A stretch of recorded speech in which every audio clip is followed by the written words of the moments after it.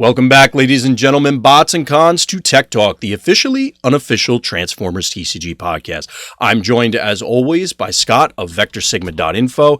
And Scott, we're going to find a way to make this like a 6-hour recording. Hopefully not. Well, yes, I want to go to bed. I'm not going to lie. I had travel for work and stuff, and I don't normally do that. You can ask my wife. I don't travel well. Like, I hate the actual process of traveling. It's awful.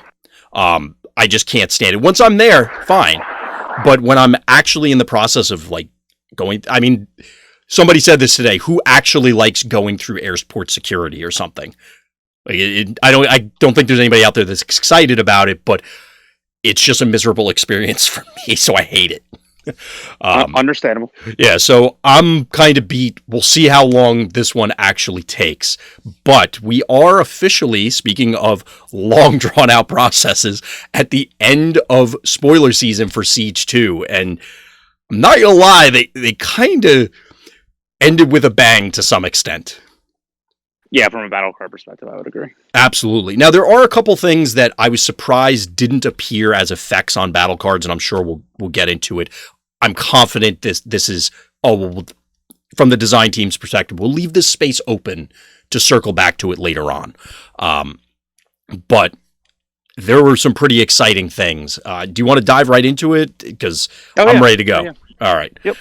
So we're going to do the character cards first. If you look closely, these are not quite in order. There's a reason for that for the battle cards, but you'll probably understand when we get to them.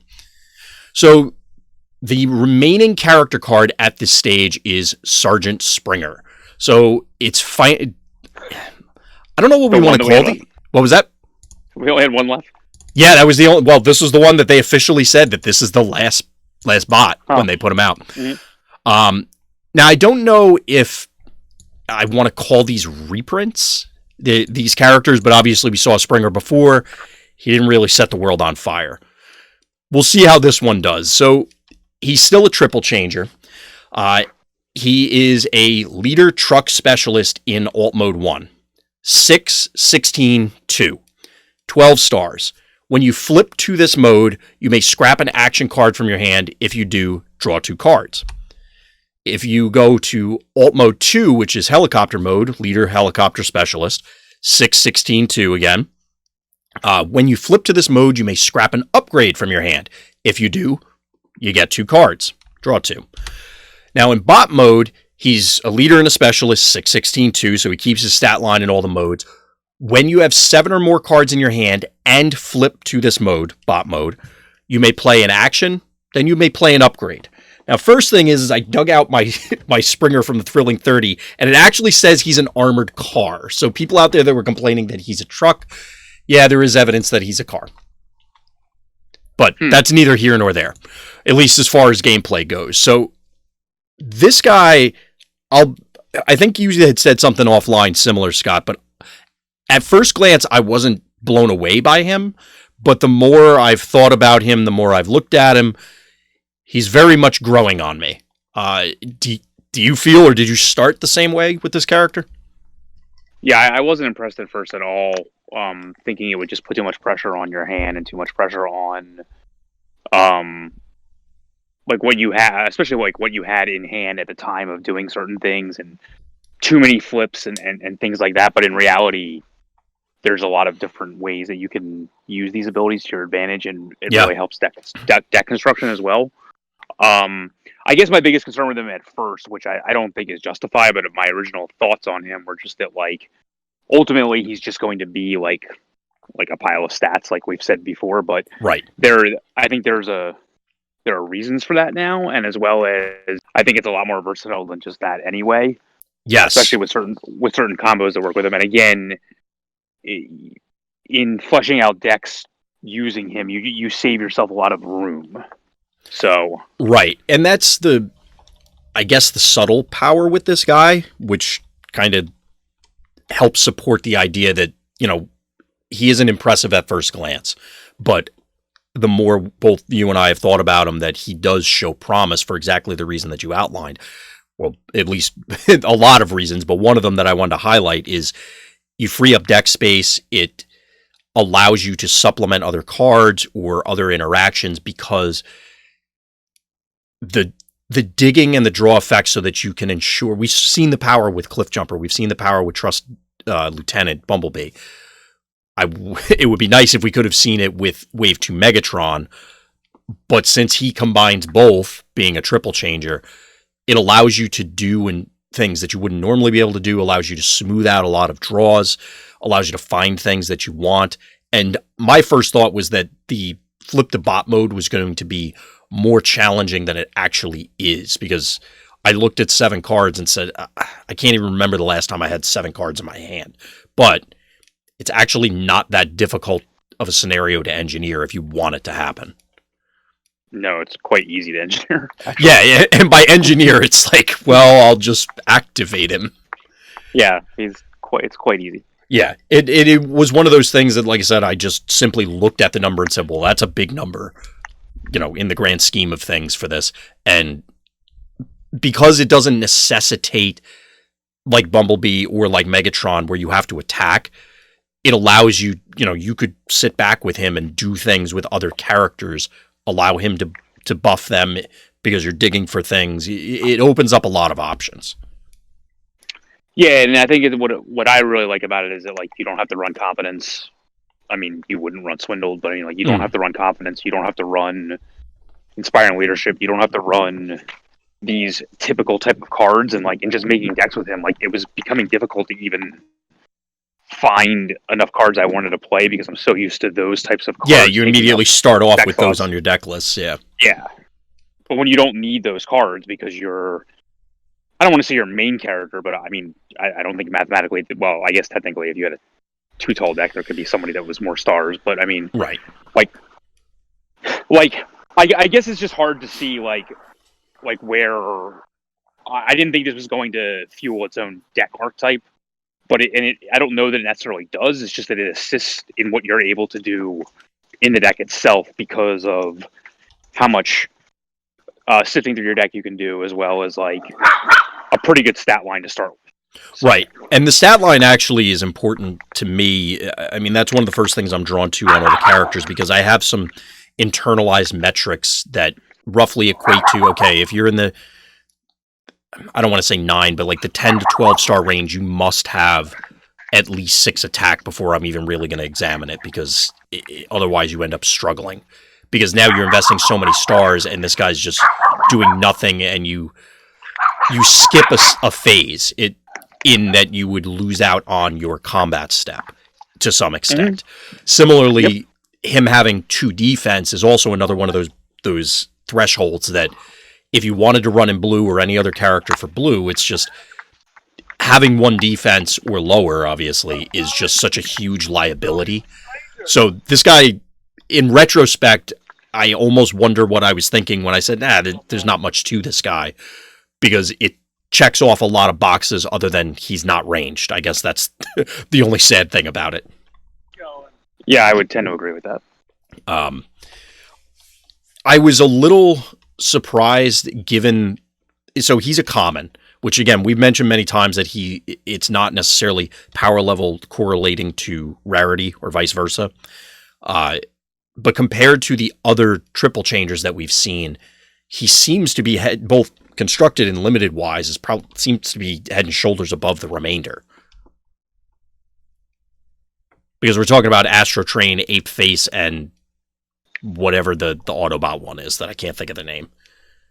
He's actually one of the ones where I think is actually worse than limited, just because I think the 7 card ability is going to be hard. The 7 card ability I think is just going to be harder, because you're just not going to have Sandstorm, the partners. Yeah.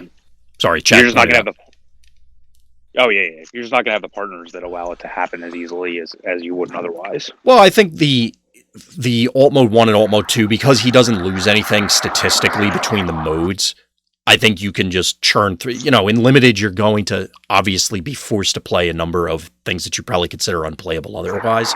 So this guy at least allows you to go dig for the important stuff. I'll pitch my random utility to go find my good weapon. Oh, I think you would still play it. I just don't think you're going to have the as explosive nature as you can in Constructed, obviously. Oh, well, yes. So you're saying we can't combo deck in limited, or it's not likely? I think I can agree with that. I just don't think necessarily playing two. I don't think you're going to necessarily be able to scope a hand of like two combat actions, two combat upgrades in the same turn to even let it happen. Even though you only have a 25 card deck, so I'm sure maybe I'm probably completely wrong. I'm sure you can scope the same exact hand every single game with this guy, because you'll just be sifting through it. But Right. it's going to be a lot harder. It's going to be harder, I guess I would say, to The get highest of highs. Yeah, the 7 card hand just might be harder because you do need either to use the ability twice without playing anything, Right. or you need another source of like getting a free card out of the deal, and that's going to be harder to do unless you have partners that somehow have that ability built in. Absolutely, yeah. But at the end of the day, it's a 12-star character with a pretty solid stat line. You were probably going to play him if you opened him anyway, barring other stuff. Yeah, so I actually really like Springer. I'm one of those people that, I watch Season 3. I do like Season 3. I'm not as attached to any of the characters from Season 3. I don't. But this guy does seem to have better things to do tonight, so. Yes. Any other thoughts on our final character card for this set of reveals? No. Yeah, I'm pretty impressed with Springer. I do like him a lot. So we'll move on from there, and we're going to move into the battle cards, of which there's only a handful. Our first one up is Fight for Position. So this is a black and orange pip, and one of your characters gets bold 2 until end of turn. So it's I hate to call it this, but a weaker supercharge. I mean, I get that it's not strictly weaker, but it is obviously, but I mean, at the same time, I think it's up there with like Steady Shot, where like if you want to run black pips on color, this is a fine one to run without losing that much. So I still am not a huge fan personally of the orange black combo with respect to, like, if you're playing an aggressive deck. I'm at least at this time there's not a huge number of orange black pipped cards that you want to play and you're not going to feel bad about playing. And then additionally, in most cases, wouldn't you just be better off going for the high score and trying to, do a million? Yeah, but I mean, if there's but I mean, like, things like our Disruptor Blade cause situations where you need to have certain playable ones. So yeah, Sound Blaster's probably not unhappy to see this. No, and I think if you need redundancy on this ability, this is fine. I mean, like, we're not. Yeah. We know we're not going to get to a point where, as we talked about in the past, like a black pivot isn't for some reason built into a card instead of just, I guess you could say, like, being free. Right. So at that point, this is exactly the power level you'd expect out of a card. So it's fine. It's playable because of that reason if you need that ability. Right. I personally, I'm not sure. I mean, it's still early enough that all of this could change. As always, all these reviews are always hot takes. It's just our initial thoughts on it. Mm-hmm. I'm not super excited to sleeve this up, and it's also, at least we're talking constructed, because for limited, this is probably fine. And I feel as though there's a high enough quantity, even with the loss of Press the Advantage, to be able to slot something in here and Fight for Position still stays in the box or the binder. But I'm open to it being a different alternative. I mean, I can see it both ways. Yeah, it's like you said. If I want a fourth or fifth copy of Supercharge or something, maybe this is what I'm going for. Or we're in that oddball scenario with the Sound Blaster deck that wants to hit a certain target of black pips, I guess. What I like about this, and the same reason I like Steady Shot, even though I wasn't running decks that needed it, is just that you can main deck this card and basically have game against both sides of the coin without losing that much power level either way. Like, you can certainly now this will change, but like, like a Supercharge was pure, or combat action was a pure advantage in an orange-based meta, Right. and wasn't even a huge disadvantage in a blue-based meta because of the numbers that you were able to get to. Now that may change. So to me, I think this is important to have, just because it gives you game on both sides, which may be more popular in certain metas, which we don't know what it's going to shape up to yet. So I just Right. think this will see more play than it would have before the set was really. And I know that is obvious because it's in the set. But Well, yes. I wasn't. I was ignoring that part. Yeah, I get you. Yes. I mean, I get what you're saying. It's just I could see that down the line. Right now, I don't see enough cards that would allow you to play both sides of the coin like that, blue matchups and orange matchups, featuring a black pip where you could consistently count on it. So are you going to end up, okay, I pierce one with my random, my 5-star that got in sort of thing? I mean, yes, that's better than doing 0, but I don't know how much it matters.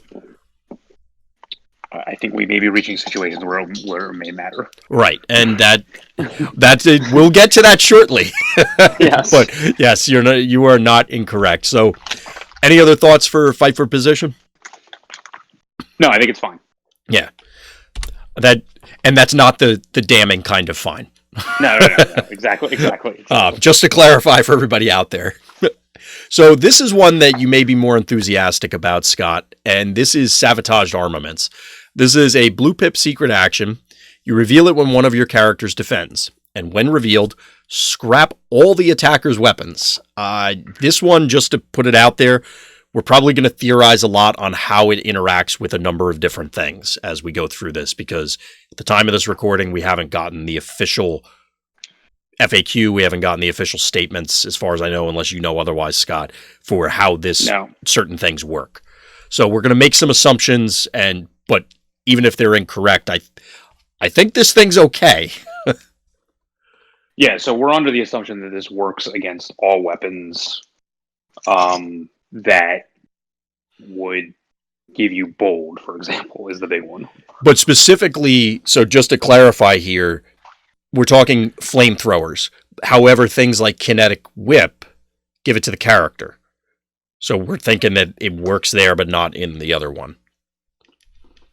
If the card reads where it gives it to a character, it would not affect this, correct? Exactly. But like your backup beams, your lionizers, your flamethrowers, your things like that, yes. Right. Correct. If that's the way the card reads, right? I mean, that's what it logically makes sense.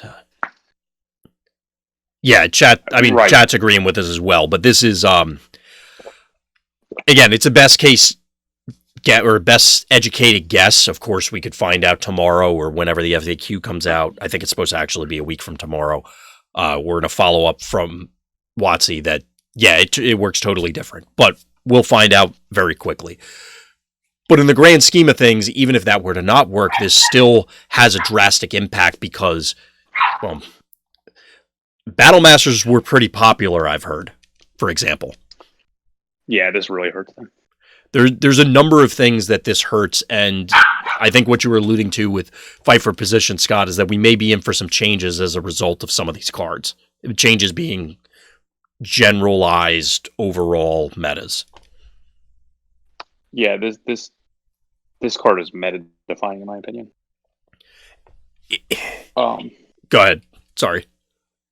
No, I mean the way the game had played out previously in a world where this card didn't exist was basically like, I mean, we had said many times before, like, one of the reasons why, like, we were, I guess you could say, like, one of the mistakes about being anti-combiner for a while was just basically like, we just didn't take into consideration that you could just stick a weapon and upgrade on any character no matter what their initial starting stats were, and suddenly you were, +6. Yeah, the grenade launcher reckless charge scenario on random guys.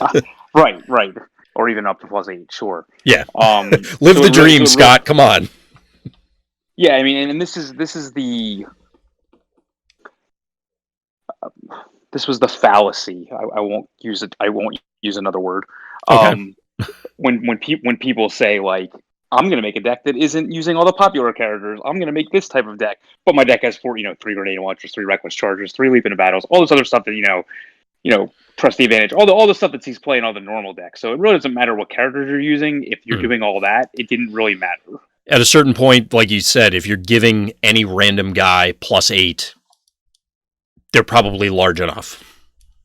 Right, their text boxes could be completely blank and it was irrelevant. So exactly. That's no longer going to be the case in a world where this exists. Yeah, those characters now suddenly have to matter because in, for example, those orange matchups where you're playing this, your opponent is orange, you could be taking away half their turn. Now, yes, Infiltrate did something similar before, but this could have... Now you have both sides. Yes, that's also that's another important factor as well. Yes. But I think it's just...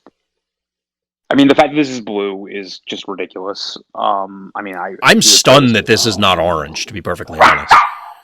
Like, that would have fit the pattern with a number of other cards that we've seen, that it, you get a really awesome defensive effect, but you get an off-color pip to, break it up a bit.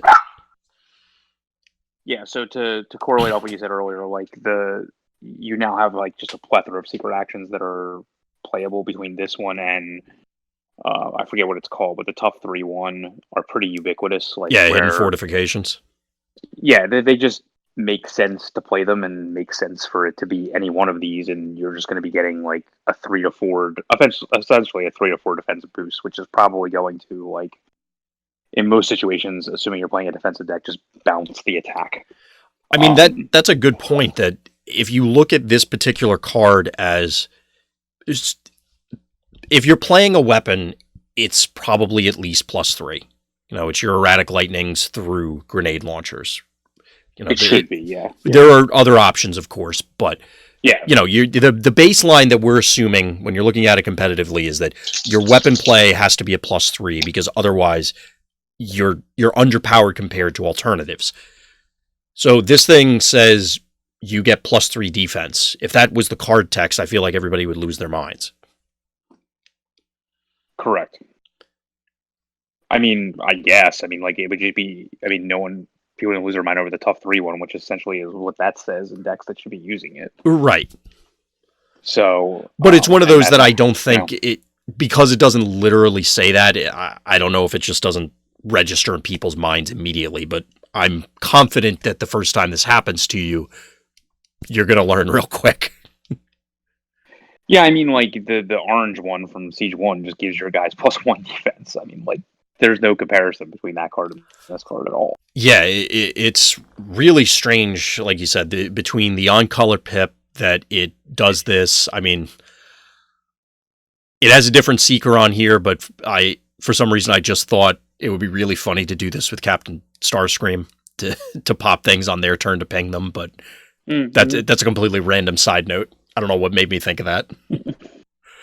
I really like this thing, and I anticipate we're both going to see it, and it's going to influence things drastically overall, because, as you said, now there is a significant quantity of playable secret actions, and all for the same deck. Not that they would exist in different builds, so now I'm playing against this, so I know what secret actions they have.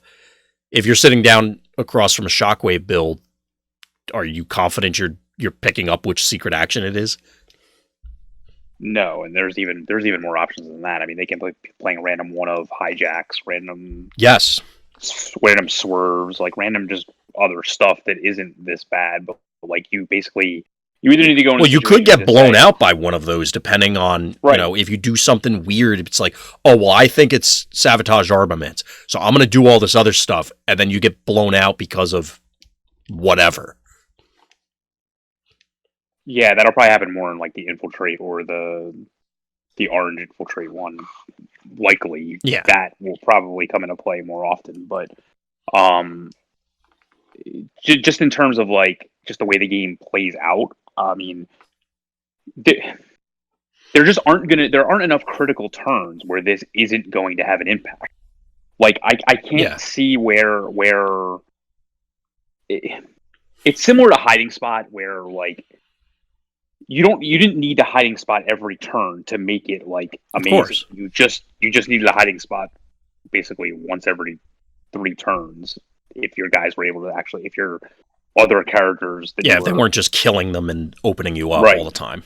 Right. So like that was kind of the point. This is exactly the same situation. Like you don't have to play it every single turn for it to have a massive effect, which is essentially like completely blanking your opponent's attack, but more importantly, like almost completely blanking what could be your opponent's entire turn. Like if you're like, how many turns did you go like treasure hunt into a weapon or confidence into That's going to feel real bad when you do that now. Right. It's going to get awkward fast. Yeah. So, this is as close as we have, in my opinion, to like that take an extra turn peace or tyranny effect. I won't use the other but term. On the blue side. Yes. I won't use the other term that I usually use. So well, we did actually have somebody ask the other day when we brought it up, so you were able to explain. The take an extra turn effect or blank your opponent's entire turn effect. So we have to see how this is going to play out, but like in the theoretical world of like everybody has 3 characters, like the person that has this is going to be an advantage in a situation. I think like this. I haven't seen a card. I think not in Siege 1. So I guess technically since Rise of the Combiners, like I haven't seen a battle card this powerful. Yeah, this definitely feels like it changes the outlook on the entire game because of the potential it has. And that's before you get into all the other factors that we discussed, where it's an initial secret action that's playable. So now there's a lot of redundancy there, the potential for blowout plays, the fact that it goes back to the original point of shifting the view of the meta, but the way it interacts with things that everybody just assumed would always be there, such as we started out with like the Battle Masters, that sort of thing. To an extent, I'm a little surprised that we got this so close to Battle Masters.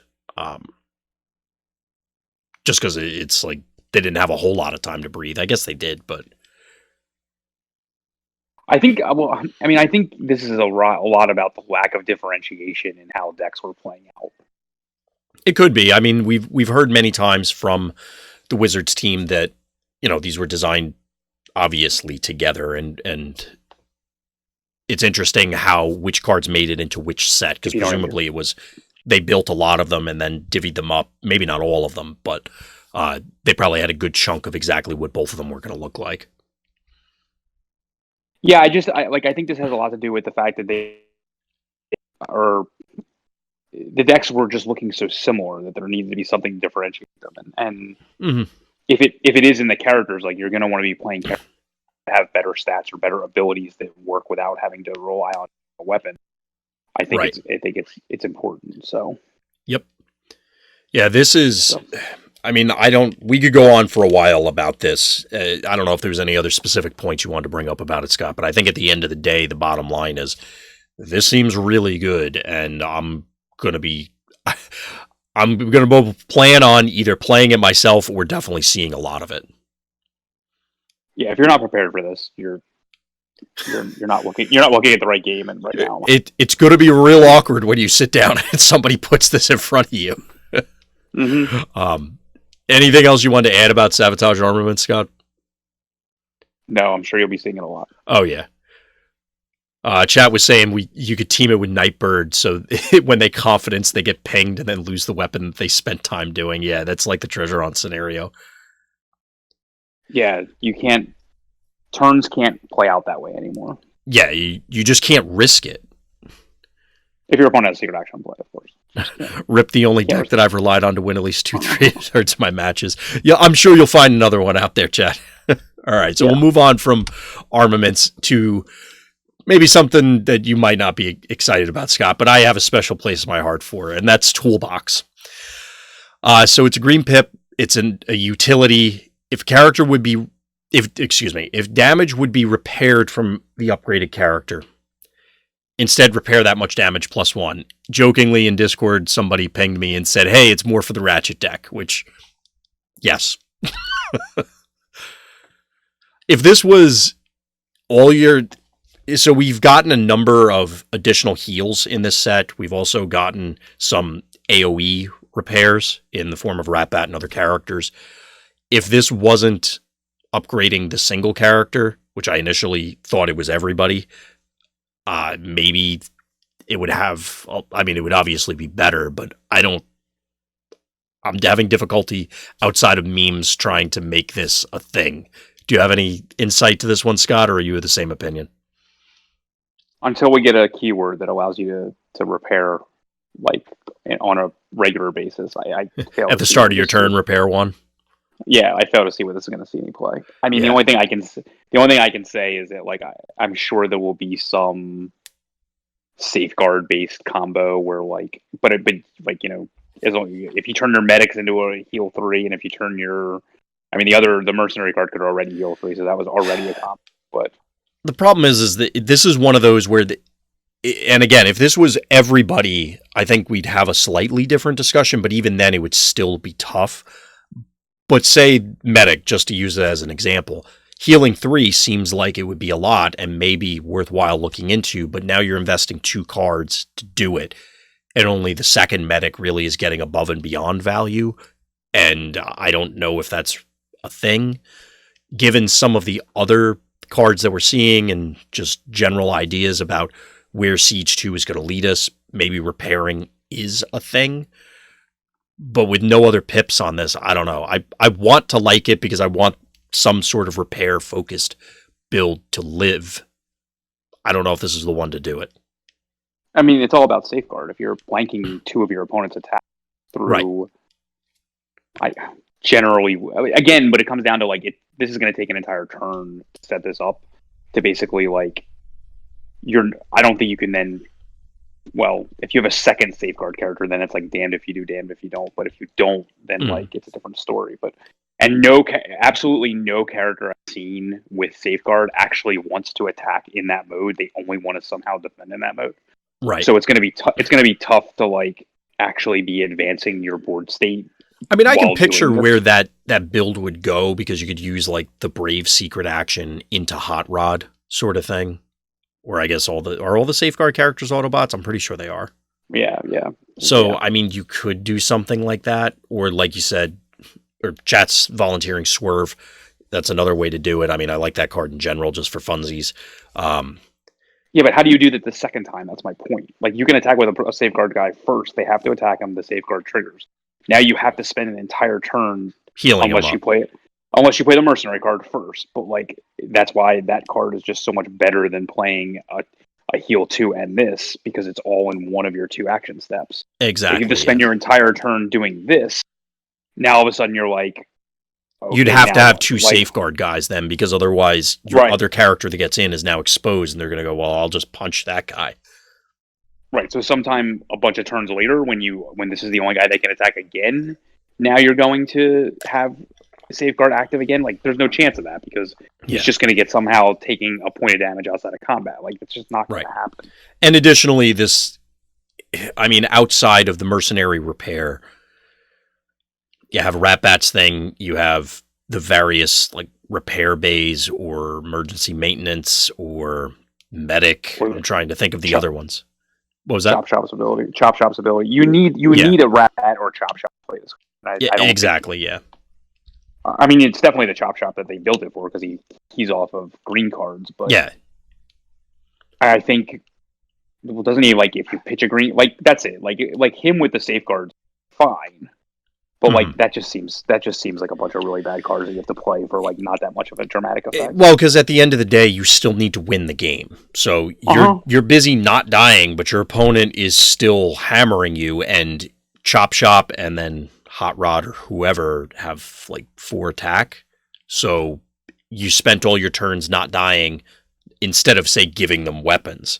So you're maybe not even doing any damage, depending on what you're playing against. Yeah, just play the other card we talked about that'll actually keep you alive and actually advance your board state at the same time, and you won't have a problem. There is that. But I'm going to keep it in mind, because, like I said, I want to build heals.deck for the memes. So moving from Toolbox, we have our last preview, and this one got me really excited, Scott, and I know it was exciting for you as well, but I have, aside from the card itself, it was hilarious because in the official review, they actually said Spirit Magic Helmet, which, as we said on one of the previous shows, just makes me laugh. So I appreciate that was in there. This is Sturdy Javelin. So it's a white pip weapon. While this is on a melee character, it has +2 attack. While this is on a ranged character and it attacks, scrap this card and do 2 damage to an enemy. So similar to when we were talking about the interaction of sabotaged armaments with bold, I think this beats quote-unquote sabotaged armaments. Yeah, it will. Because it should go off and then... But again, it's just officially we don't know, but I think that's how it should work. Yeah, it'll work that way. Yeah. Just like the helicopter plane card will work also. That's what I would expect, yes. Mm-hmm. So tell us all about how exciting this thing is, Scott, because I feel like this is pretty exciting. Yeah, this card's insane. It's like, did I invent this card? Like, I mean... Yeah, I'm not going to lie. For the Energon Invitational, you're supposed to get to design a card. It sounds like you designed a card ahead of time.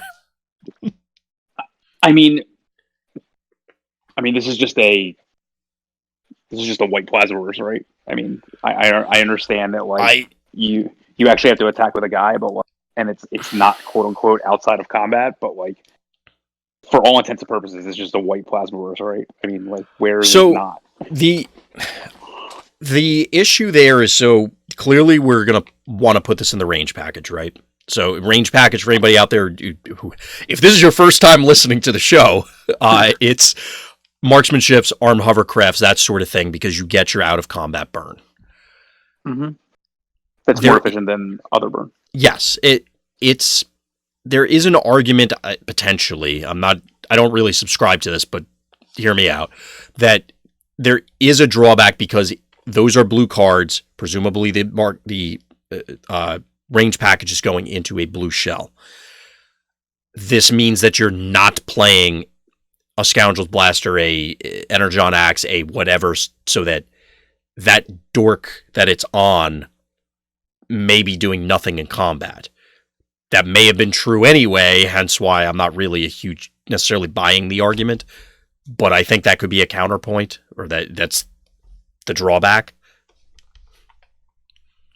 I'm trying to work it out loud, and I mean, that's the best I can come up with at the moment. Well, I mean, the advantage of this card is that it doesn't have to go on the target that you can actually attack. That's why it's so much better than, like, you're. Oh, don't get me wrong. Yeah, I love like, this thing. You're painting a scenario where you actually damage the guy that you can also attack, and that's where it'll be worse. Again, assuming there's no secret action play, it's going to ruin your weapon. I guess I can see that point, sort of. But I mean, like, it's a question of and obviously you would play it out differently if this was true, but is giving up your upgrade phase for the turn too costly to Plasma Burst? And I don't believe that's true. I think it's worth spending your upgrade to do that. I mean, I can't spend my upgrade now to do that, or else I would do it. So, I mean, well, yes. I think yeah, there's no, I don't see, none of these things are downsides to me at all. Like, if it was blank, I don't know that it would have a downside. I don't. This is another one where I'm surprised by the pip in this case, because there is one. Yeah, this is just super powerful. I mean, like, this is just it's a white Plasmaverse. There's just no other way around it, and the fact that you don't have to hit the guy you're punching, the character, yeah, it's just even better. I mean, this is just so you can technically direct damage some guy out of combat for like 4 to 5, easily in a turn, not N5, easily in a turn. And that, like, without even, those are pretty significant numbers. Now, to that end, we've also been seeing growing numbers on the health side of things for a number of characters from this set. So maybe I don't want to say it evens out, but you can see the arms race there between direct damage and the ever increasing health. Yes, but this is. I mean, I have to wait and see, but this is extremely damaging to wider aggro decks. For sure. And I agree with chat. There's a couple people throwing out Sandstorm will like this because he flips. He has multiple combat tribal modes. Yeah, the fact that I don't understand. I mean, I read the reveal, and I get the theme around the card. It's a javelin, so you could poke something with it, or you could throw it. But at the same time, I don't think this card needed the melee part. It's just it is just icing on the cake. I remember. I don't remember if it was. I think it's on camera, so I'm not saying anything that wasn't like private or anything. Like I remember Scott Van Essen saying at one point that like it just becomes difficult to like you can't put fractional numbers on cards. Right. Like it's very obvious that unless it has a silver border. Yeah, sure.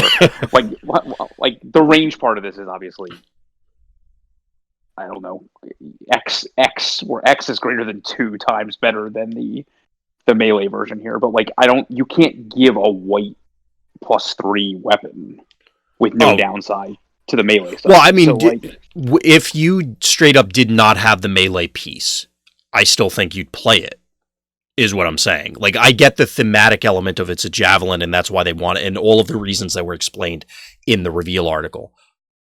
I think it's just if it was just the range part and just a plasma burst, this card is still good enough, I think. I mean, like, let's say you had a character that had, and I asked this hypothetical question offline, but I'll answer it myself. Okay. Well, let's say you have a character not like Omega Supreme that has it in the same mode, that has a melee mode and a range mode. Yes. And your choice is, how do I want to use this card? Like, I honestly believe this would have to say melee gets +4 before I would ever consider not pitching it to Plasma Burst. Yeah, I could see that. So at that point, like... Well, you wouldn't have a choice in this case because you have to scrap it, but yeah. No, I mean, like, because you could, like, if I had a choice of which mode I wanted to attack, and it was like, I can get... Oh, you're saying for the flipping guy, because the one Omega form, I think, has both. Yeah. That's why I was confused for a second, yeah. Yeah, I'm saying, like, if you had a choice as to which one you were actually going to use, I think that you would need at least a +4 to equalize to the 2 damage wherever you're going. I mean, aside from the actual usage of the card, as in how valuable a plasma burst with a pip is, it's also, are you really counting on, I mean, again, this will get covered in the next section, but up to this point, are you going to play it on a guy, punch for 2 damage, 2 extra damage, and then assume that your guy's going to live to attack again? There are scenarios where that would be true, but I think the plasma burst right now is better than plasma burst later for obvious reasons. Yeah, I mean, that's a fair point. I mean, I hadn't even considered that because I just assume it's just going to get thrown as soon as you use it. Because I was thinking about this earlier. It would feel somebody out there is going to throw it on a melee character, like the Sandstorm example, or like you said, Omega or whoever, and they're going to swing in for an extra 2, and then it's going to get Enforcement Baton, and you're going to feel real silly. I just don't understand the scenario where like the 2 attack is ever better, even if the target you're trying to do on is the character. Like, the guaranteed 2 damage is generally going to be more important. It's the same exact thing. Like, when is it ever? I don't understand other than steamroll. When is it ever? And I can't think of a mathematical scenario where it's ever better to just have +2 than to be able to do +2 wherever you want. I can't think of a situation where it's ever in the favor of like just attacking for more damage. I would agree with you, and it's bounty. Bounty is the only way, because it has to be combat. Well, yeah. I mean, even there, it's you shoot the guy for 2, and then you get him there with combat damage, kind of thing. Like, maybe. Yeah. Chat saying Motormaster or Captain Ironhide. So there is that, where you literally cannot hit them with non-combat damage. Sure. That's fair. I mean, it is a scenario. Somebody gave it to me, so yeah, Yep. there you go. Fair. See, this is why I love chat. They always got stuff like that. So, but in general, sorry, no, it's a defensive driving. No. So defensive driving. Stop. All right, Scott. It's getting late. I'm tired, but let's not get wild. I don't think anybody's. Well, there's somebody playing defensive driving out there. I'm confident. Anyway, with Ramhorn, of course, there. Well, obviously, come on. But anyway, so actually, I don't know. Well, this made me think of it because of white armor, Ramhorn to white armors, and then we never saw a kinetic armor, did we? No, I'm not surprised, but I mean, like, neither am I. But it's one of those. Well, it's a cycle. They got to have one for each, and it just never materialized. Because it would have to read that you probably kept a bonus throughout a phase that you're not supposed to keep bonuses through. Right. If that makes any sense. So, like, it would have had to be, like... Because it couldn't be, like, untap it, which would be the defensive thing, but that would be way too powerful unless it fell off or something. Right. Like, I don't know how to... I don't know how to... Didn't want some kind of ability to carry through... Well, yeah, you're right. It couldn't just like give you stealth or something like that, or give you brave or something like that. Like, you know what it could have done at the end? It would have to read something along the lines of this, and obviously it isn't the exact test. It would be flip at the end of your turn, so post combat, you can put 2 cards on top of your deck or something like that from your scrap pile, so that way you can rig your defensive flips. Because otherwise, like you said, you'd have to remember through the next cycle, which is people out there listening or watching probably are thinking, well, that's not that big a deal. But if you think about the way the rest of the game is structured, say Nemesis flips or the new Hot Rod or anything, you physically put a card under there. You don't just remember how many times you've cycled through. You know, it's one of those where they would have to have some sort of marker to have it do stuff. Yeah, that's fair, and I think they want to avoid that. I think absolutely you're right about. I think you're right that the Nemesis thing and these other abilities. You're right. Like, they're actually using ways to signify that, without having to use like a die or like a counter or something like that. So yeah, that's a very fair point. Yeah. Chad also found another example, take cover for the burn thing, but they're saying every time you transform plan 1, the only issue with that is if we're talking about the kinetic armor, to keep on theme, you'd want it to be defensive, and plan's obviously not, well, maybe not obviously, but it's not going to assist you on your opponent's turn to function as an armor. So, or at least that's the way I was thinking about it. So that actually does it for the spoiler season, Scott. Are you tired as I am with spoilers? Not in a bad way, but like, it's been a lot of spoilers. Yeah, I mean, it's been a long and weird way of looking at it, which I guess it kind of always is. I don't know. Like, I just feel different about the way that we looked at this. I think it's because it technically started at Gen Con, and then we also had at least 2 weeks in there where it was like, good Lord, we have half the spoiler almost. I just think it's kind of, I don't want to say, like, I feel like there's just more good cards in the set. And the set definitely feels on its surface more powerful than, say, Siege 1. Which, like, once I actually started, like, writing decks down and things like that, like, and this was before the reveals that we talked about today, but I guess I'm a lot more excited about a lot of cards here, and I felt like as we were talking through the set, I felt like I kept saying this card's awesome as I listened back to some of the recordings. And come on, Scott, you say that about a lot of cards when we do these. I mean, I don't say it as much as others, but sure. Well, I'm not a hype machine, but I mean, like, I really did truly feel that.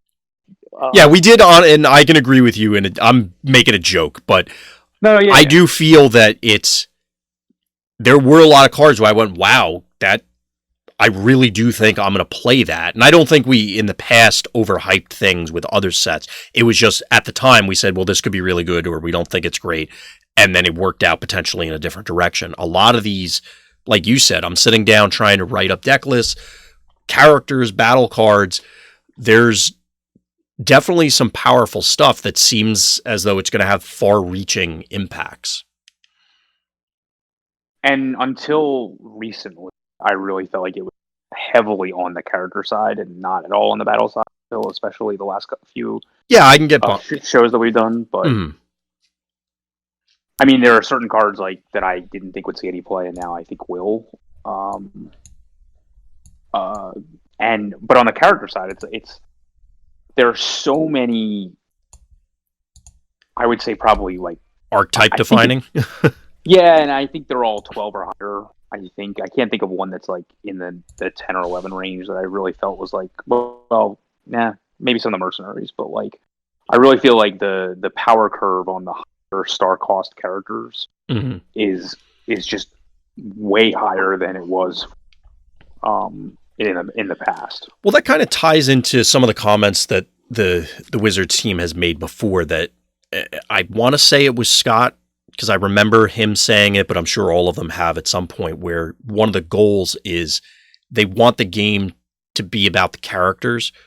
So you have to make the battle cards seem, they could still be powerful, but they are definitely playing second fiddle to the characters, and they need to be the focus. I mean, it's an IP-based game.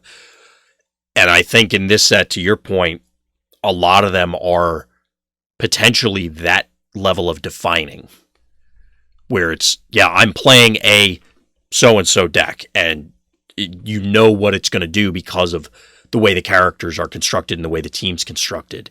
And it has such a drastic impact on both what you play and how your opponent's play pattern will change. Well, that's why I believe as we went through and I'll just say that, and we were saying so many of them are powerful. I think it's because it might be time to, when we talk about this, like differentiate the way the deck. I mean, like, because your mind immediately goes when you're spending this much stars to like a defensive deck to keep that character alive. That might not be true. Maybe even those defensive decks can't look the same. Right. And it's not just going to be because I'm this range melee X like specialist. Like, it's not. Yeah. I don't think it's just going to be because of those reasons. So, I guess to clarify your point or make sure I'm understanding, you're saying more that it's whatever the text box is, it's not going to be limited to the traits anymore on the card. It's going to be, that the text box actually drives the overall strategy for the deck, as opposed to maybe finding the best character to fit the strategy the other way around. I don't know if that made any more sense. I think you have to look for ways to differentiate. I think the order that certain characters came out, and we said like this guy's going to be defining, and then we're like, no, this guy's going to be defining. Like, if you go back and listen, it just it's like we're just going to stick these two battle masters with this 13 cost character. We're going to stick these two battle masters with this 12 cost character, and it's like the decks can't look exactly the same, I don't think, and play out that way. I just don't think that's. I think they're trying to differentiate the strategies among the higher cost characters, and I think that's really where the differentiation is going to be, and where the true deck building is going to come into play. And it's not just going to be like, because this guy costs 16 and this guy costs 15, like you're only left with these partners. Like, you're left with these partners for a reason, right? And it's not just like, you can't just plug and play the battle deck. Like, you have to make, like, this is going to be even more important than it was in the past. Like, your wide aggro decks all had the same 40 card battle decks. Or at least definitely the same 34 or so, because bugs, you'll have swarm sort of thing, whatever their tribal or on theme card is. Right, but I mean, most of it looked the same, and I think that probably is where this is going to. I think the set is forcing you to not do that on purpose. Because, I mean, that's got to be a goal of theirs. They don't. I can't imagine they would be happy if every orange deck was identical except for the guys in front of you, and every blue deck the same. Right, but I think there's going to be some digging beneath the surface to get you to that point, and I don't know that. I don't even know that I've started getting to that level yet, just because I I think like what we talked about with Springer, for example, where it changes the way decks need to be built, or like Right.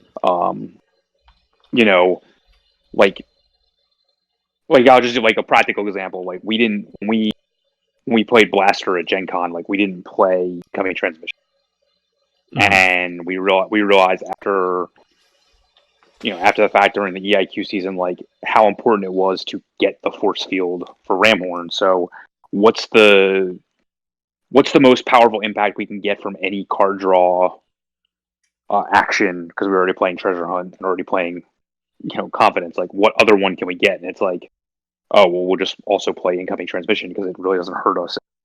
Exactly. Another way of getting to that. Yep. And we just cut out like it's things like that. I don't really like to run that card in if I can avoid it in aggro decks. I'm not going to run. I don't even know if there was well, I guess there were. Like, there wasn't a wide Autobot. I guess there were, but like you had Confidence. You had all these other cards already, and it's like I don't need to run 3 card draw effects in my aggro deck that's also going to facilitate something, because it wasn't facilitating something else. It was just smoothing out your hand in every other deck. Exactly. Until you got the Blaster, and now all of a sudden it was doing both. Right. And so, but like we didn't have that at the time, and we didn't have we didn't have a lot of time to figure it out. But like I think it's those types of subtle deck building changes that this set allows for, and I guess forces you in a way. Well, I don't know if I expect, and we'll be going into this as we're still going to be talking about the new set for obvious reasons in coming weeks. And we do still want to do our usual thing of top 10 lists or top 5, top whatevers. But I think to use the Blaster example, like that was I don't want to say minute, but a finesse change when we realized what was necessary, like you were saying. I feel like we're very much at the still, I mean, we only just got the whole set today, the clunky change stage, for lack of a better way to put it, where it's, okay, well, we haven't built up enough steam and background with a given deck. And I think that, I mean, the spreadsheet that I have with deck lists is, there are a lot of tabs, and they, like you said, the decks are differentiating themselves battle deck wise. It's not just simply plug and play orange stuff to orange stuff, because maybe this one wants a more bold focus, this one wants a more whatever focus sort of thing.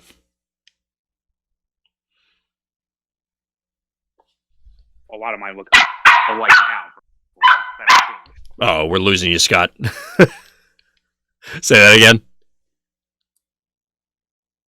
Oh God, did we lose him entirely? Nope, that's not true, because I can hear the other co-host there. Oh, he's muting himself. I guess he's trying to calm our co-host because they're so excited about Siege 2. I think he was saying, and I'm sure he'll clarify when he gets back, that a lot of his stuff is starting to homogenize. I'm definitely not at that point yet, because I don't know. I mean, I mentioned it on a lot of shows and other media before that I love every idea and I want to try them, and it takes me a while to let go of them. So it's not so much necessarily inflating specific cards or characters, although I tend to do that internally anyway because I love a given character, but it's more so that I'm trying to work through all of these different scenarios, and I just haven't quite gotten the rule of thumb lined up where I could say, yeah, this is not going to cut it because of a concrete reason. A lot of it is still, I'm working through whether Springer or this other character or Spinister or whatever happens to matter. Although I guess Spinister's had a very bad day today, given the reveals. Agreed. Good timing. Yeah. Yeah, Spinister, and I'll be honest. So, like I said before, I loved Sturdy Javelin. I thought it was hilarious when they did the reveal with Spear and Magic Helmet, like we talked about. And it's funny because we were literally just joking about it on the last episode. Spinister, I love as a character from the comics. And I always jokingly post the frame where he's or the comic frame where he's literally the dumbest creature in the entire universe, I think is the line, or something similar. But man, he took a beating today. It was bad. It feels real bad. It's not quite the same if you can't go like Fire Drive Lionizer because Sabotage Armaments blows you up. If you do like Sights Vanguard, yeah, you'll get your bonus, but it's just not quite as intimidating. Yeah, and I think like this game has been proven to not, how do I say it? Like there aren't subtle answers to have 2 powerful cards a lot of times. It's like you're kind of just like, you just have to adjust completely. Like, and if you don't, like, you're just way behind the curve. So like forcing blue, like big Decepticons against press or something like that. Is that what you're saying? Yeah, like, I mean, like, you can try everything under the sun to like get yourself out of the situation, but it's like there were subtle ways to deal with it. But if you didn't draw them in succession, you were just leaving yourself open to a turn out. Yeah, and you just lose on the spot, sort of thing. I mean, obviously, the Shockwaves of the world managed to weather the storm on that front, but I definitely agree. There were a lot of Decepticon builds that I would have liked to have tried, and I agree with you. Looking forward to this, the next set. I mean, we're in very much the same position where there are some clearly powerful cards, and does this inherently push other things out? Because it's not just, I'll slot in 3 cards. If they're not green, what happens when you don't see them? And then what happens if you don't see them at the right time? What happens if you don't see them on the right turn? What happens if you don't? Like you were talking about the secret action. Sometimes it's the one turn where something's exposed. You have to have it, whichever side of the combat you're on. Right, with no way to interact with secret actions, with no way to yeah. There's just not a lot of ways that there aren't a lot of, like, I don't mean literal, but I mean, like, there isn't that much opportunity for counterplay because it has to be on a specific turn is the issue. Like, it has to be at a specific time. It doesn't mean that there's not a lot of interaction. It just means that there's not a lot of, like, as much back and forth that can happen in a given turn, not in a given turn cycle, but in a given turn because of the nature of the game. Yeah, the relationship of when you have to try and play around things to get that counterplay, in general, it's way different from other games because of the way the turn structure is, the way the flow of the game works. You have to plan it ahead.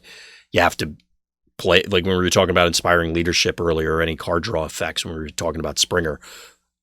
That's one of the bonuses, finding those, I don't want to call them silver bullets, but whatever the thing is that you need to hit in sequence, it smooths all that out. And without those, like you said, you can't just go, well, in response, I do blah. That's not how this game works. Yeah, and in a character-based game and in a large tournament, if you're also trying to plan for something like that, and you don't run into it, like you're wasting valuable slots or valuable time or valuable anything in doing that. And I think what this set allows through its powerful characters is it might allow you ways to get around that. In subtle ways, because again, control deck X will look different than control deck Y. Aggro deck X will look different than aggro deck Y because of the character abilities. And I don't like you said, I don't just mean Sinister can carry 2 weapons, so I can play him with 2 Battle Masters. Like, his ability gives a leap into battle to Battle Masters. Like, I guess I should play some Battle Masters in my that's like level 1. That's like Wizards has said, it's the signpost character. That one kind of hands it to you and says, okay, do this. Yeah, but it's like, what does that mean? Like if you were to build that deck, for example, and I'll just like, think about it like theoretically, like if you had that deck and you had a deck with, like, what happens when you have a 2 Battle Master deck, but with a character that can carry 2 weapons? How many weapons slots are you going to put in your battle deck? Right. Like, if the answer is less, let's just say instead of like 8 or 9 or 10 or 11 that you usually play, you're going to play 5. Let's just say, I'm just throwing this out there. Right. So, like, what is the domino effect of that? Like, is it suddenly I'm only playing, 17 upgrades? So, like, now what's the domino effect of that? Like, what 23 actions are you going to play? Like, how are your turns going to play out? Because, like, I just think there's a lot of characters like that heavily influence the way that the deck is built. So then, therefore, heavily influence the way the turns play out. Domino effect from there.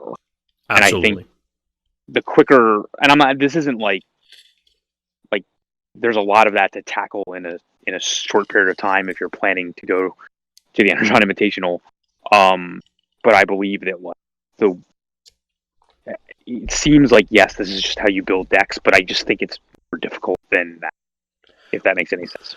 Well, to elaborate on your point, just using the Spinister example, if you drop down to 5 weapons, that has a drastic impact on, because presumably that example would have been you're playing 2 weapon battle masters.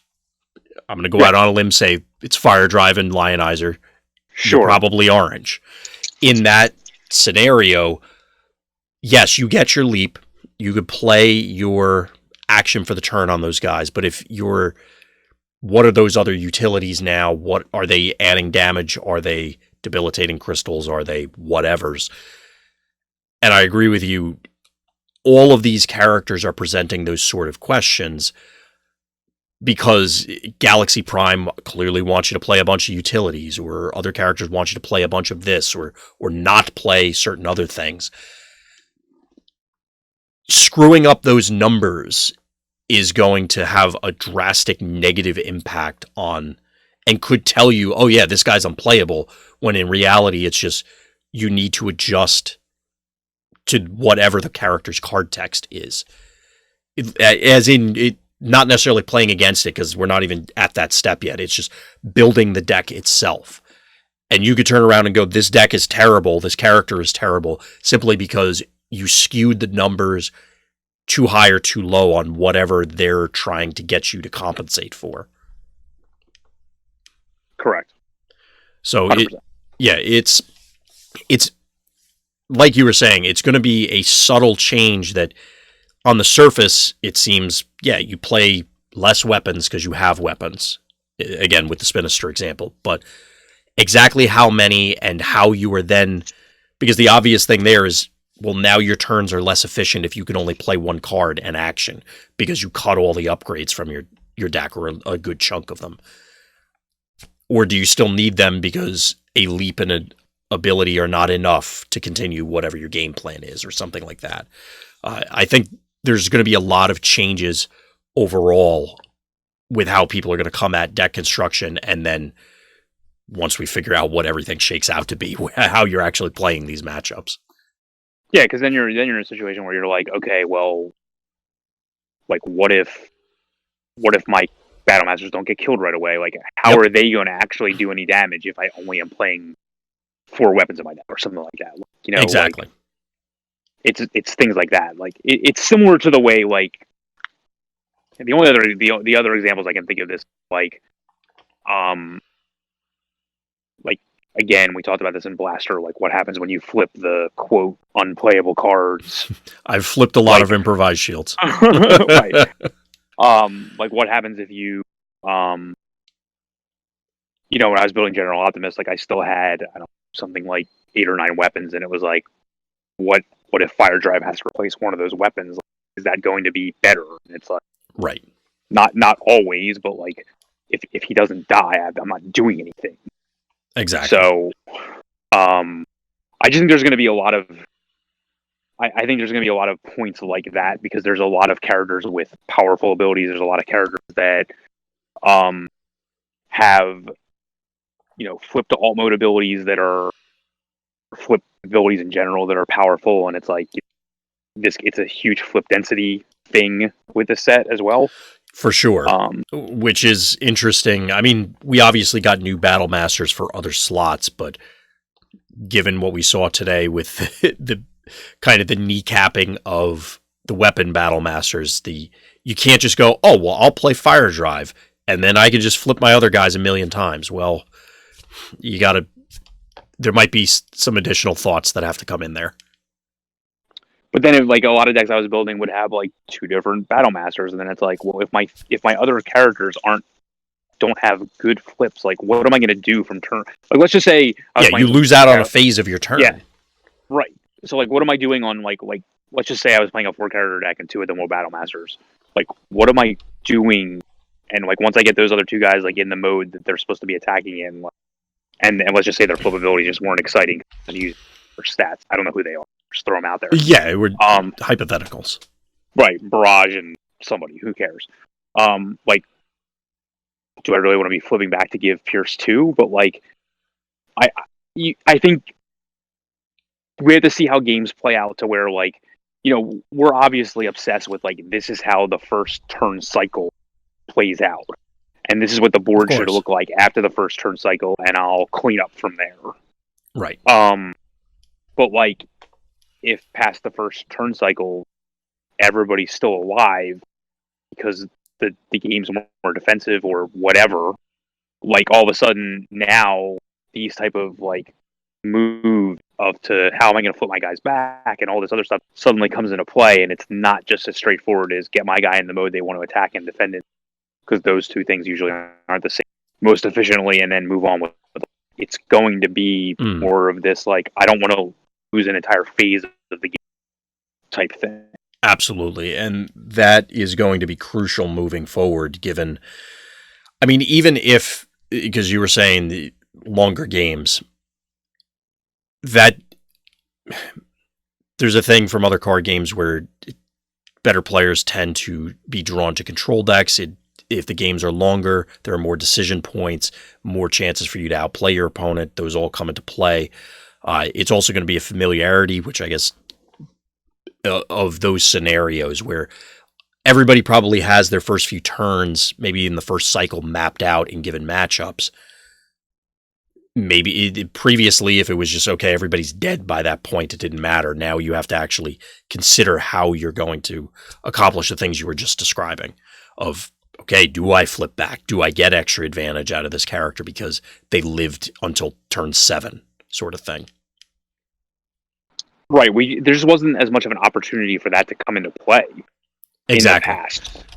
Because you were either on your heels right away, and therefore, like, your decision points were whatever I need to do to stay alive. Right. Or you were the aggressive deck in the situation, and you basically just kept the pressure on. For lack of a better term, kept pressing the advantage, like, yeah. That you had.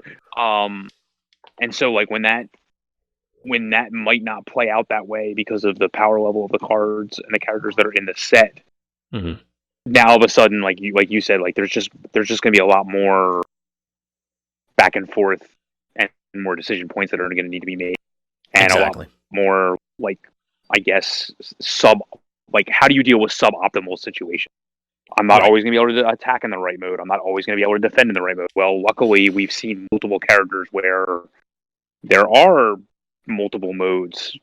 You're usually triple changers that yes. that they attack and defend just as well in, and things like that. So I don't know. And again, like, now that the full, and I know we're going all this, but you said this was going to be free form at the end. Yeah, we're kind of, it's all over, because we will be circling back to this. Like I said before, we'll do our stuff in future episodes where it's more focused on things. These are just general thoughts now that we have the whole set. Yeah, and like, as we went through certain cards, like, we thought certain characters were, very exciting, very play. Now that might have changed. There are just a lot more enemies to certain deck strategies now. There's a lot more answers to certain deck strategies. Like, I think the set is just very cohesive in what it's trying to do. You had a character like Astro Train that's playable. Yeah, not any longer. Yeah, this changes. I mean, to be fair, I really wanted Astro Train to work.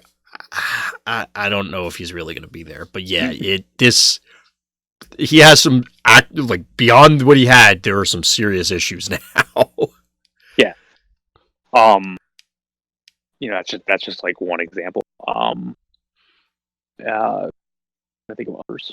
I mean, that's the big one that I can think of. I mean, there are other examples from it, like you said, that now that we have the full set, and that was always the danger of, oh, well, we have over half the set. We can get started.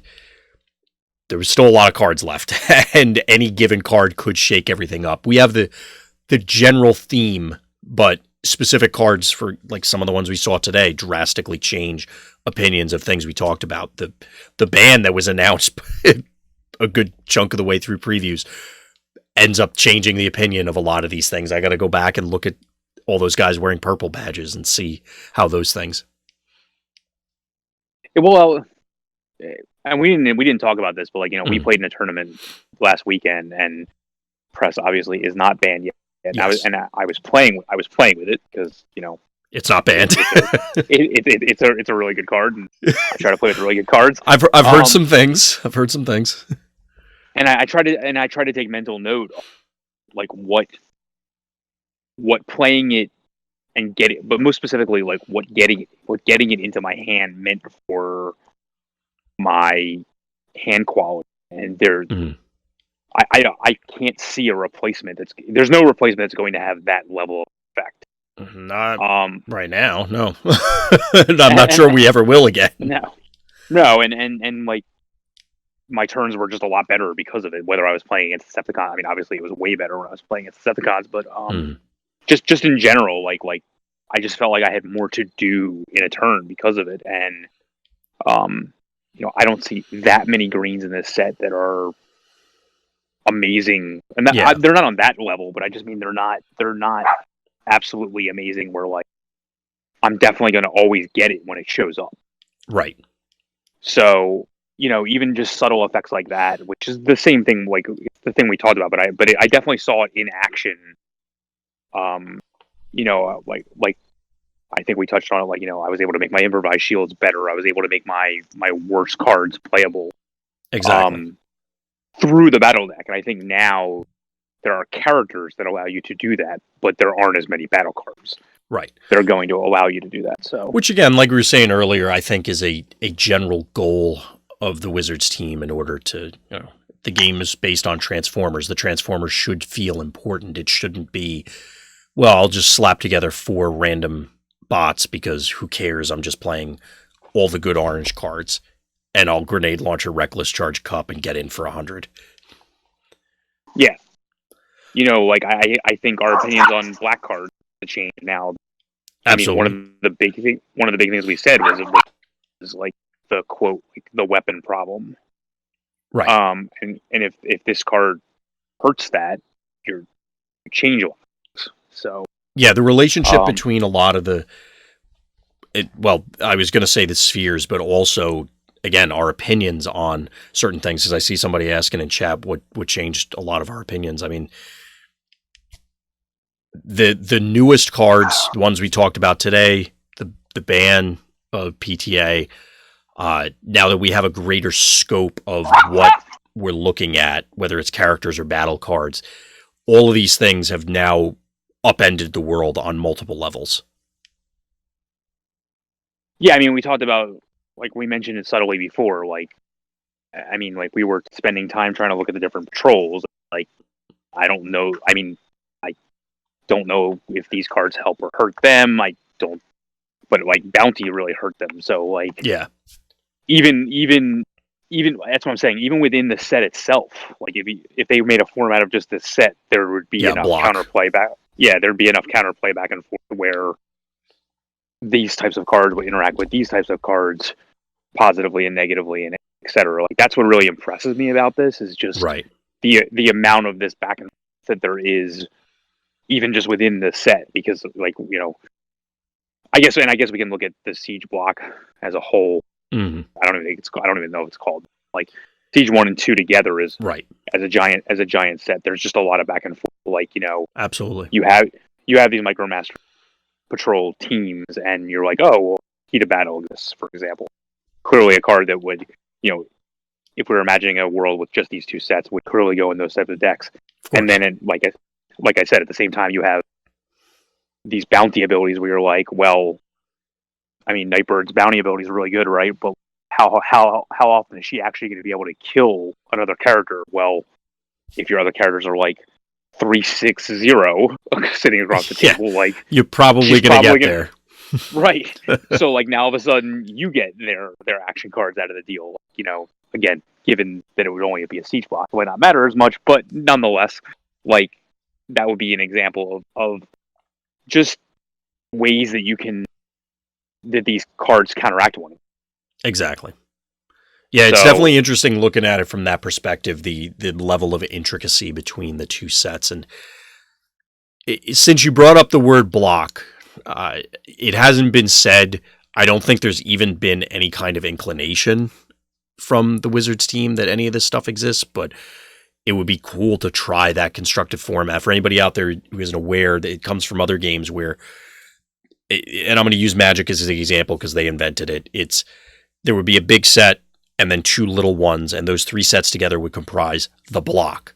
And it was not uncommon that there would be tournaments that would say you could only use cards from those sets, and they were built both with regular constructed, quote unquote, limited, and these block formats in mind, so that the interrelation, the interactions that Scott was explaining matter within the block. So it gives you a microcosm of the constructed environment, the overall constructed environment, by playing with this subset. It allows you to use also a number of other characters or cards that maybe you wouldn't normally. Like, you may or may not play them in limited, but they're not quite there for, there are better options from the last block, but you could use them in this to play these either tribal themes or whatever. It's a fun way to play the game. I'm very curious if we will get that sort of thing long term. I mean, I would like to run an event with that myself if they're. I mean, we do have some third-party tournament circuits now. Maybe they'll pick something up. Just throwing that out there. I don't know. If you guys are out there listening.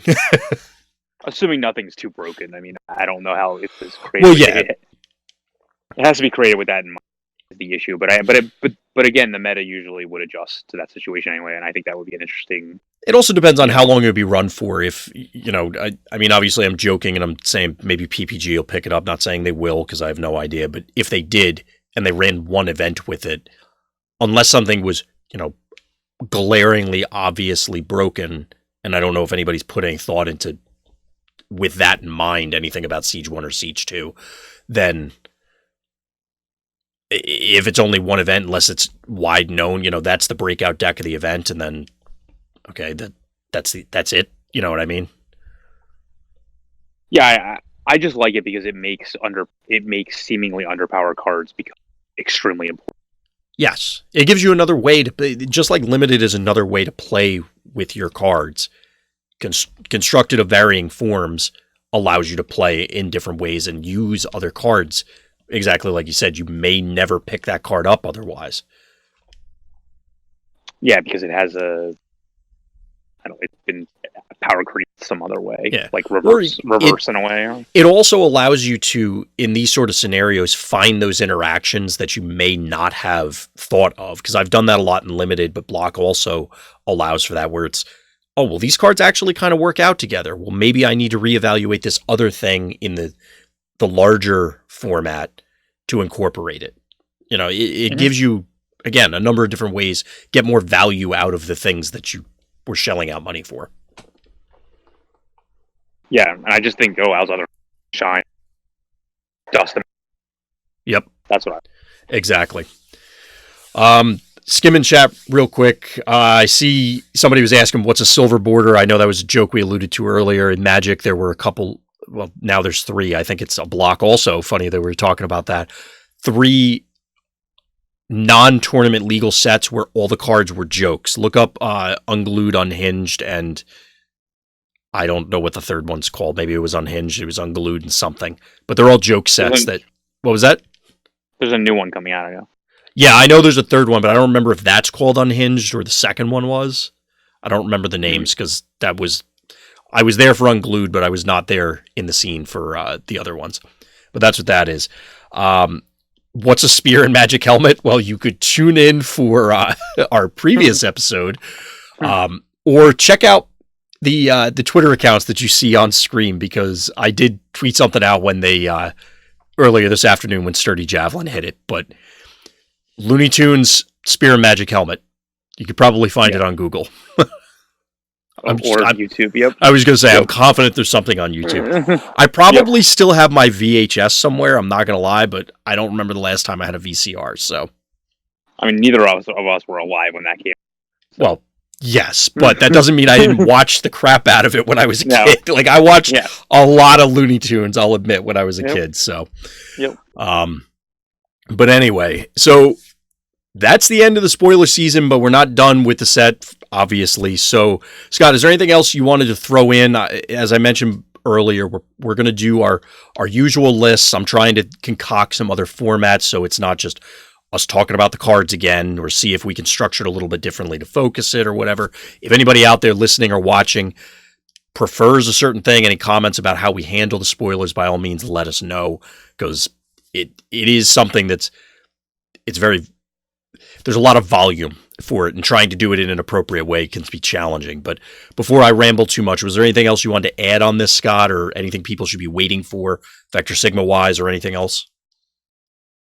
Now that the full spoiler is out, like I said, the reality is just going to be that we just don't have enough time as it's to put out that we're going to necessarily be able to keep to our daily content regimen. So, because we just have to get ready for Energon and PVG Tour and things like that. So, like, there's only so many hours in a day. We still have whatever. So, I just can't promise the daily content that had been there to this point. So just bear with us as best as possible.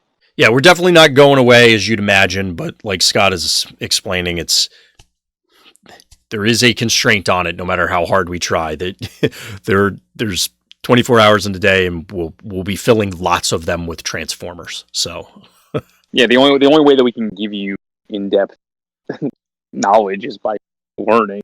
And if we don't have the time to do that because we're cranking out what we would consider to be mediocre content, then it's just not worth it to anybody involved.